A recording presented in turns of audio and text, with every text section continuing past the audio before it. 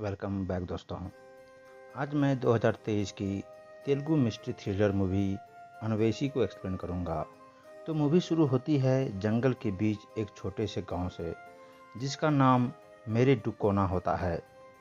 जहां से सूर्या अपने अंकल के साथ जंगल के रास्ते से घर जा रहा होता है। तब उसका अंकल उसे कहता है कि हमें जल्दी चलना होगा वरना रात हो जाएगी, और रात को इस जंगल से जाना बहुत ही खतरनाक है। इसके कुछ दिनों बाद एक रात में हम एक लड़के को देखते हैं जो कि उसी जंगल के रास्ते से अपनी गाड़ी लेकर जा रहा होता है। वह फ़ोन पर अपने फ्रेंड को बताता है कि मेरी गर्लफ्रेंड 2 दिन से मुझसे नाराज़ थी, लेकिन थोड़ी देर पहले उसने मैसेज किया था कि वो मुझे मिस कर रही है और अब उसका फ़ोन नहीं लग रहा है। तो मैं उसे सरप्राइज़ देने के लिए उसके पास ही जा रहा हूँ। तभी उसकी गाड़ी के सामने से अचानक एक लाल साड़ी पहनकर एक लड़की आ जाती है। उस लड़की को बचाने के चक्कर में उसकी गाड़ी पेड़ से टकरा जाती है और गाड़ी का एक्सीडेंट हो जाता है। वो लड़का गाड़ी से बाहर आता है और देखता है कि वहाँ अब कोई लड़की नहीं है, वो गायब हो चुकी होती है। लड़का इधर उधर ढूंढने की कोशिश करता है, लेकिन तभी पीछे से कोई उस लड़की के सर पर वार करता है और उस लड़की की मौत हो जाती है। इसके बाद हम एक लड़के विक्रम को देखते हैं जो कि प्राइवेट डिटेक्टिव बनना चाहता है। विक्रम का एक फ्रेंड है, उसकी बहन आज अपने बॉयफ्रेंड के साथ भाग रही है। उसका पीछा करते हुए विक्रम अपने दोस्तों के साथ बस स्टॉप पर जाता है। उसकी फ्रेंड की बहन मिल जाती है, लेकिन बस के अंदर विक्रम एक लड़की अन्नू को देखता है और अन्नू को देखते ही विक्रम को उससे प्यार हो जाता है। लेकिन बस चली जाती है और विक्रम उस लड़की के बारे में कुछ भी नहीं जान पाता। लेकिन कुछ दिनों बाद विक्रम को बैंक में काम होता है। वह एक फेमस डिटेक्टिव प्रकाश जावेद की लिखी हुई एक किताब पढ़ रहा होता है, और तभी एक बार फिर से वह बैंक में अन्नू को देखता है। वह अन्नू के पास जाता है, उससे बात करने की कोशिश करता है। तब अन्नू उसे कहती है कि मैं बैंक में अपना खाता खुलवाने के लिए आई थी, किसी गारंटर की साइन चाहिए। विक्रम उसके फॉर्म पर साइन कर देता है, जिसके बाद वह अन्नू को कॉफ़ी पर चलने के लिए कहता है। अन्नू उसकी बात मान जाती है और वो दोनों कॉफ़ी पीने के लिए चले जाते हैं। कॉफ़ी पीते हुए दोनों कुछ देर तक बातें करते हैं और फिर विक्रम अन्नू को प्रपोज कर देता है। अन्नू उसे कहती है कि मुझे पता था कि तुम मुझे प्रपोज करोगे, इसलिए मुझे कॉफ़ी पर लेकर आए हो, लेकिन मैं आज नहीं, कल इसी टाइम पर इसी जगह पर मैं तुम्हें अपना जवाब दे दूंगी। दूसरी तरफ हमें एक सोशल वर्कर अरुण को देखते हैं जो कि मेरे डुकोना गांव से आया था। वह डिटेक्टिव प्रकाश जावेद से मिलने के लिए उसके ऑफिस पे जाता है।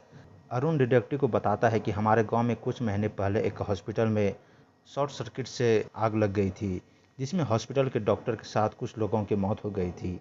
जिसके बाद से अब अगर कोई रात में उस हॉस्पिटल से गुजरता है तो उसकी मौत हो जाती है। ऐसी अफवाहें हैं कि हॉस्पिटल का डॉक्टर की आत्मा लोगों को मार रही है। गांव के हर आदमी को उस अफवाह पर यकीन है, यहाँ तक कि हमारे यहाँ का एसआई और प्राइवेट हॉस्पिटल का मालिक पिड्डी रेड्डी भी इस अफवाह को बढ़ावा दे रहे हैं। वह प्रकाश जावेद से प्राइवेटली इस केस को इन्वेस्टिगेशन करने के लिए कहता है। प्रकाश भी उसकी बात मान जाता है और अपनी इन्वेस्टिगेशन शुरू करने के लिए अरुण के साथ उस गांव में चला जाता है। इधर विक्रम अगले दिन अपने फ्रेंड के साथ कॉफ़ी शॉप पर जाता है। तब वेटर उसे अनु का एक लेटर देता है, जिसमें अनु ने लिखा था कि तुम डिटेक्टिव बनना चाहते हो तो मैं कहाँ रहती हूँ पता लगा कर मेरे पास आ जाओ, फिर मैं तुम्हें अपना जवाब दे दूंगी। विक्रम को याद आता है कि जब पहली बार उसने अनु को देखा था तो वह बस में थी। तब अनु ने मेरे डुकी का टिकट लिया था।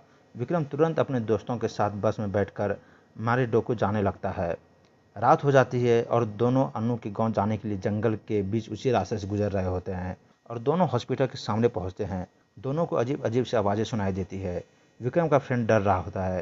तभी विक्रम का फ्रेंड का अंकल वहां आ जाता है, जो कि उसी गांव में रहता था। वो एक पुलिस कांस्टेबल होता है। वो उन दोनों को लेकर अपने घर आ जाता है। अगली सुबह विक्रम अपने फ्रेंड के साथ गांव में अनु को ढूंढने के लिए निकलता है। वो गांव के कुछ लोगों से अनु के बारे में पूछता है, लेकिन हर कोई बस एक ही जवाब देता है कि अनु तो बहुत पहले ही मर चुकी है, लेकिन तुम लोग कौन हो। वो दोनों को समझ में नहीं आता कि आखिरकार मामला क्या है। तभी अंकल वहाँ आ जाता है और उन दोनों को एसआई के घर पर उनसे मिलवाने के लिए ले जाता है।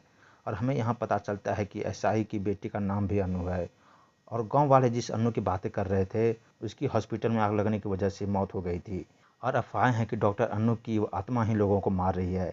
खैर अनु विक्रम को देखकर शॉक्ड हो जाती है। यहीं पर हम डिटेक्टिव प्रकाश जावेद को भी देखते हैं। विक्रम प्रकाश को देखकर उसके पास जाता है। वह प्रकाश से कहता है कि मैं आपका बहुत बड़ा फ़ैन हूँ और आपकी तरह ही मैं एक अच्छा डिटेक्टिव बनना चाहता हूँ, लेकिन आप यहाँ क्या कर रहे हो। विक्रम उसे थोड़ा बहुत अपने केस के बारे में बताता है और फिर एसआई के पास चला जाता है। एसआई उन लोगों को लेकर स्टेशन चला जाता है।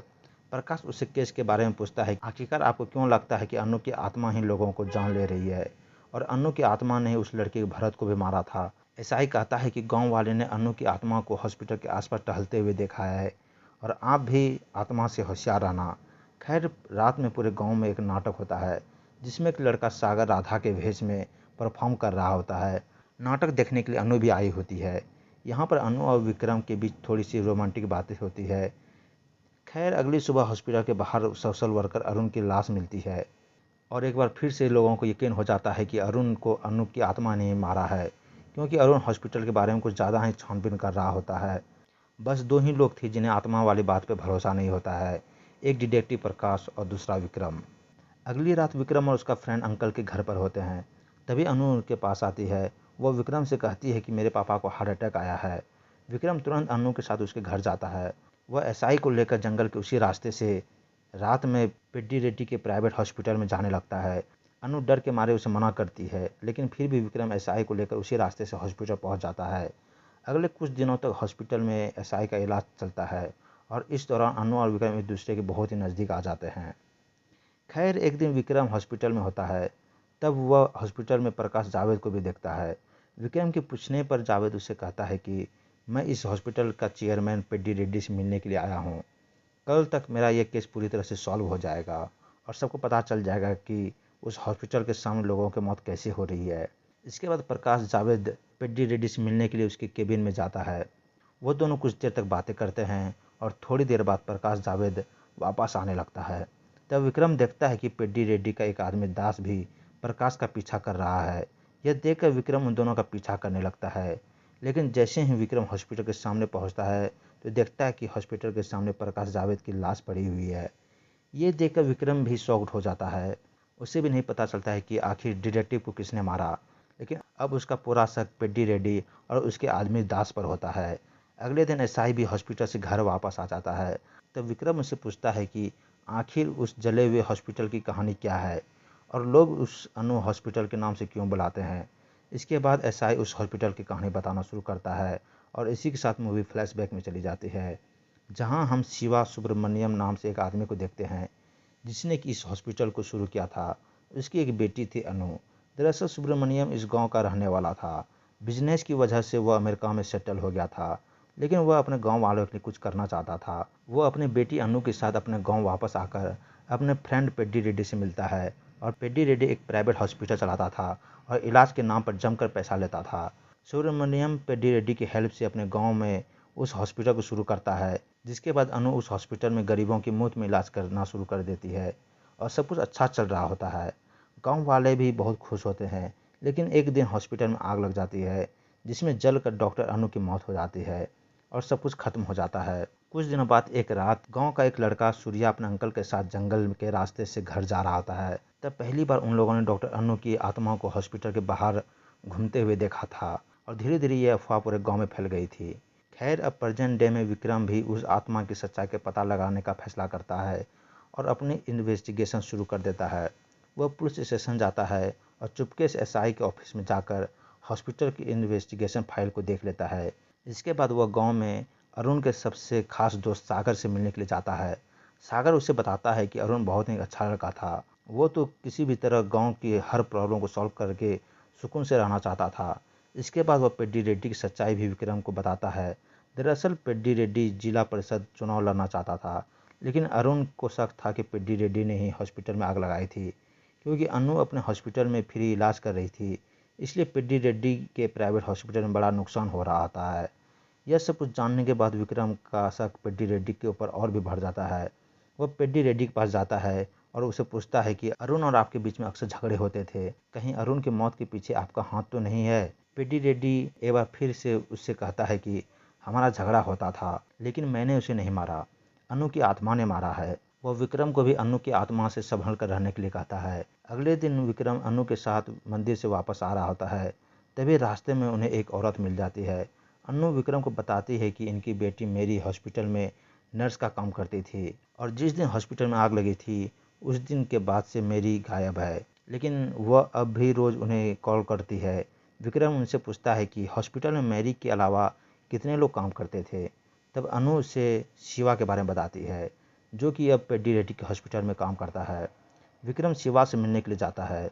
तब शिवा उन्हें बताता है कि अनु अक्सर अपने केबिन में किसी लड़की से बात किया करती थी, लेकिन किसी को नहीं पता था कि वह लड़की कौन थी। मैं और मैरी दोनों हैरान थे।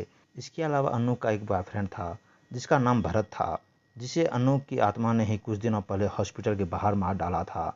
और जिस दिन हॉस्पिटल में आग लगी थी, मैंने 3 लोगों के साथ दास को हॉस्पिटल में आग लगाते हुए देखा था, लेकिन डर के मारे मैंने किसी को नहीं बताया था। खैर, अब विक्रम सोचता है कि आखिर अनु अपने केबिन में किस लड़की से बात किया करती थी और नर्स मैरी कहाँ है। केस के बारे में जानने के लिए विक्रम अरुण के घर जाता है, जहाँ डिटेक्टिव प्रकाश जावेद भी रहता था। विक्रम को वहाँ एक लिफाफा मिलता है जिस पर प्रकाश ने विक्रम का नाम लिखा था। विक्रम उस लिफाफे को खोल कर देखता है, जिसमें अनु के साथ विक्रम का एक फ़ोटो होता है। तभी उसके घर से एक चोर निकल कर भागने लगता है। विक्रम उसका पीछा करता है तो पता चलता है कि वह आदमी कोई और नहीं बल्कि पेड्डी रेड्डी का आदमी दास है। विक्रम उसकी खूब पिटाई करता है और उससे पूछता है कि आखिर पेड्डी रेड्डी ने सब लोगों को क्यों मारा। तब दास उससे कहता है कि उस्ताद पेड्डी रेड्डी के कहने पर हमने हॉस्पिटल में आग लगाई थी, लेकिन हमने किसी को भी नहीं मारा। विक्रम उसकी बात पर यकीन नहीं होता। वह एसआई को बुलाकर दास को उसके हवाले कर देता है। अब एक केस तो सॉल्व हो चुका था कि हॉस्पिटल में शॉर्ट सर्किट की वजह से आग नहीं लगी थी, बल्कि लगाई गई थी, लेकिन बाकी लोगों को किसने मारा, इस सवाल का जवाब अब तक नहीं मिला था। विक्रम को पेड्डी रेड्डी पर पूरा शक होता है। अगली सुबह वो लोग पेड्डी रेड्डी को अरेस्ट करने के लिए उसके हॉस्पिटल जाता है। तब पता चलता है कि कल रात में ही किसी ने पेड्डी रेड्डी को भी मार डाला है। यह देखकर एसआई और विक्रम दोनों हैरान हो जाते हैं। एसआई भी विक्रम से कहता है कि अब यहाँ खतरा बढ़ चुका है, इसलिए बेहतर यही होगा कि तुम ये सब छोड़कर अपने घर वापस चले जाओ। लेकिन विक्रम इतनी आसानी से हार नहीं मान सकता था। वह रात के अंधेरे में हॉस्पिटल की सच्चाई पता करने के लिए हॉस्पिटल के अंदर घुसता है। वह हॉस्पिटल के सबसे निचले हिस्से में जाता है, जिससे कि अगली सुबह तक केस भी सॉल्व हो चुका होता है। विक्रम एसआई को पेड्डी रेड्डी के हॉस्पिटल में बुलाता है और उसे लेकर एक कमरे में जाता है, जहां हम देखते हैं डॉक्टर अनु को। उसे देखकर हर कोई शॉक्ड हो जाता है। एसआई उससे पूछता है कि आखिर ये सब क्या है। तब विक्रम उसे अपनी पूरी इन्वेस्टिगेशन के बारे में बता देता है। दरअसल उसी गांव में सत्यमूर्ति नाम का एक आदमी का बेटा था सागर, जो कि सोशल वर्कर अरुण का फ्रेंड भी था। वह बचपन से ही ड्रामे में राधा का रोल करता था। राधा के वेश में वह पूरी तरह लड़कियों जैसा ही बन जाता था। उसकी आवाज़, उसकी एक्टिंग, सब कुछ लड़कियों जैसा था।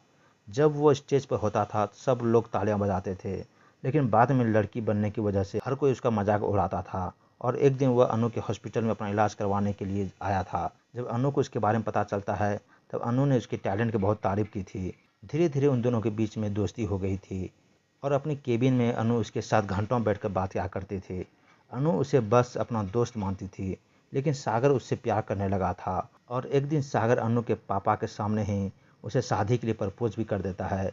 अनु तुरंत मना कर देती है और सुब्रमण्यम भी सागर को मारने लगता है, जिसके बाद गुस्से में सागर सुब्रमण्यम को जान से मार देता है।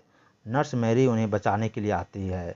तब सागर नर्स मैरी को भी मार देता है। उसी समय पेड्डी रेड्डी का आदमी भी हॉस्पिटल को जलाने के लिए आते हैं और उसी का फायदा उठाकर सागर नर्स मैरी और अनु के पापा दोनों को लाश को बुरी तरह से जला देता है, जिससे कि सबको लगता है कि अनु की मौत हो चुकी है। लेकिन सागर ने अनु को हॉस्पिटल के अंदर ही एक तहखाने में छुपा कर रखा था और अपना यह राज छुपाए रखने के लिए सागर ने सभी को मारा था। खैर, सागर की सच्चाई पता लगने के बाद विक्रम उसे पकड़ने के लिए जाता है और यहाँ पर सागर और विक्रम के बीच एक ज़बरदस्त सी फाइट सीन होती है।